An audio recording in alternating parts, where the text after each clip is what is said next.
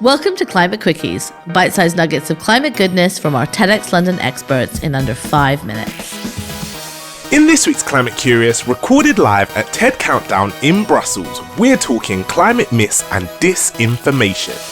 You know, those scary stories that you might see when scrolling on social media that claim that green technologies are expensive or ineffective, or conspiracy theories using phrases like climate scam, or even fake news deliberately spread to try and validate the idea that climate policies are harmful or will limit freedoms. Sadly, climate myths and disinformation is on the rise, but we found someone who's working to change that. On how to tackle climate myths and disinformation through education and upskilling, here's counter-terrorism expert and the co-founder of Moonshot, Vidhya Ramalingam. Stay curious! Misinformation is information that is false or misleading, and disinformation is information that's also false and misleading, but the key difference is that it's spread deliberately. And so it's spread with intentions to cause harm, to cause fear, anxiety. And so, climate change is one of many topics that are currently oftentimes exploited by people who are trying to sow discord, to create fear across society. And unfortunately, it's one of the top subjects that gets to be the subject of mis and disinformation.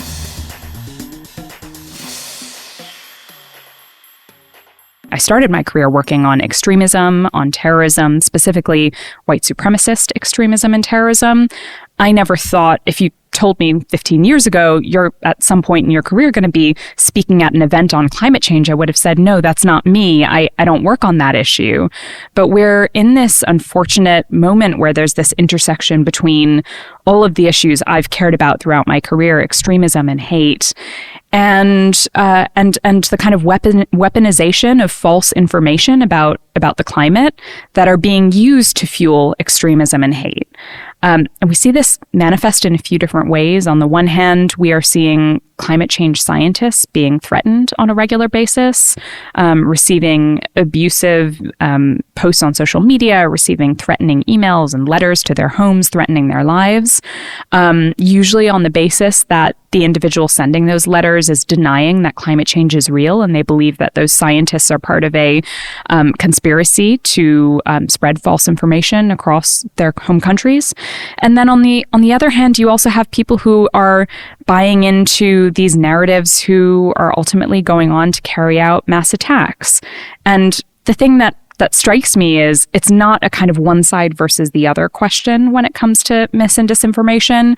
I've seen acts of terrorism that have been inspired and carried out by individuals who believe that climate change isn't real. I've also equally seen acts of mass violence carried out by individuals who do believe in climate change. And so when you kind of get at the heart of this issue, it's not actually about climate change or whether climate change is happening or real. It's actually about the mis and disinformation. It's about people who are weaponizing a particularly divisive topic in order to fuel this narrative that there is one segment of society to be blamed, that there is someone out there who we should, be angry at, potentially even be violent towards in order to eliminate the problem.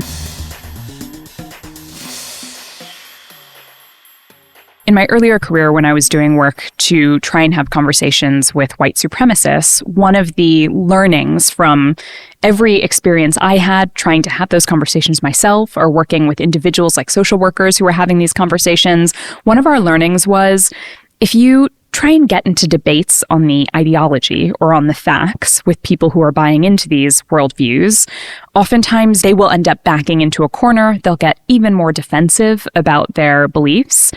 And it just ultimately won't be the thing that's going to change their minds. And I think that's always felt frustrating because it's like, well, but the truth matters, right? It's important to know what's true or false or right or wrong. But ultimately, one of my learnings from dealing with white supremacy, which is a form of disinformation, is that it succeeds because of the way it makes people feel, because of the emotions that it inspires in people. And so as we were thinking about how to get at disinformation at a large scale across society, so, widespread mass disinformation, we knew you're not going to get at this problem by fact checking or telling people what's true or false, even though that feels good to us. That's not ultimately going to be the thing that will sway people. So we had been looking for solutions and evidence bases that we could build on to try something new. And one of the methodologies that we stumbled upon was pre-bunking, which was a methodology that has actually been tested for decades. It's been tested in lots of different contexts, not specifically climate change, but across public health settings and other settings. It's basically a communications technique. And the idea is to give people forewarning that someone may be out there trying to manipulate them. So you kind of give them this warning ahead of time. And then you give them some tools to be able to identify and refute manipulative messages. And the idea is if you do that ahead of time, that then it will lessen the likelihood that when they actually see a manipulative message, that they'll buy into it.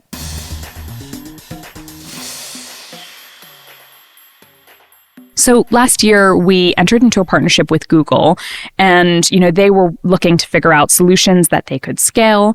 And we tested this approach of pre-bunking. So the idea was, okay, let's follow a 3-step approach to pre-bunking. So the first step is you give people that emotional warning. You tell them, be aware there might be someone out there trying to manipulate you. 2, you then give them examples of the types of manipulative messages that they may see in the future. And then the third piece here is you give them some tools and tips and tricks to actually be able to refute those messages. So we thought, okay, let's test this. We tested this in many different contexts around the world. We tested it in Germany and Indonesia. In Germany alone, we actually ended up reaching nearly half the German population. So it was a really large sample size. And the benefit of doing this work, first of all, with Google, you get that scale and reach. But the other benefit of reaching such a large portion of the population was you can get a huge amount of data around what's working, what isn't working. You can get statistical significance in your results. And so we were able to find that actually viewers of one video, so just watching one video, and these videos aren't long, they're short, they're designed to be bite-sized, easy to consume. People who watched one video were, on average, up to 10% more likely to be able to identify those manipulation tactics in the future. So we ran pre- and post surveys to be able to assess this. Now, that might seem like a small number, but that's after watching one video, right? One very quick clip. So the idea is, okay, if we can reach people over and over again with these educational videos, well, you get that up to 10%, from 10% to 20% to 30%, and really build up their resistance to misinformation, disinformation efforts. We ran this exact same model in Indonesia before the elections there. We ran this in El Salvador before the elections there. Really across the globe. And in every context we find it works. So, we knew that this methodology works. One of the things that have struck me over the years is just how capable we are as human beings of change. And I know that from my work on white supremacy, because over the years I've worked with hundreds of people who have left white supremacy movements, have completely turned their lives around, like people who had swastika tattoos on their shoulders who are now peace activists. And so for me, it's like, if you can see someone go from a fervent neo-Nazi to a peace activist, that to me tells me that humans are capable of all kinds of change, of wild change. And so it does give me a sense of optimism on this topic, on the topic of climate change, because, if at an individual level, if a person can make that sort of turn, then there has to be a way for us as a collective, as communities, as societies, to be able to make that turn. And so I feel really privileged to be in a community of people here who are actively working to make that turn across society. And I do believe that it's possible. And I think that kind of dose of optimism is really critical to get us there, because if we enter into a purely apocalyptic narrative or a doomsday narrative, then we will just spiral.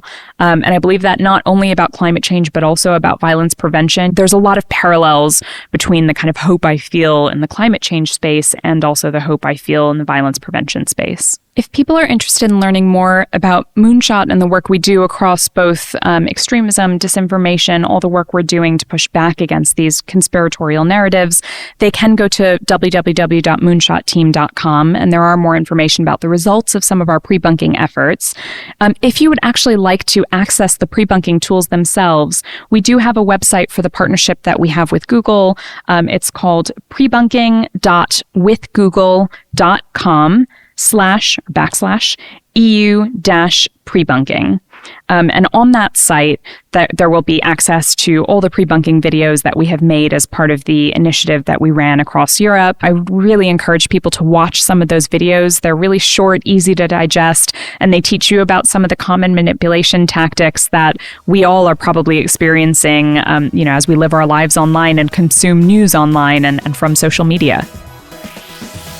Thanks for listening to this quickie. This episode was created by our superstar podcast team at TEDxLondon.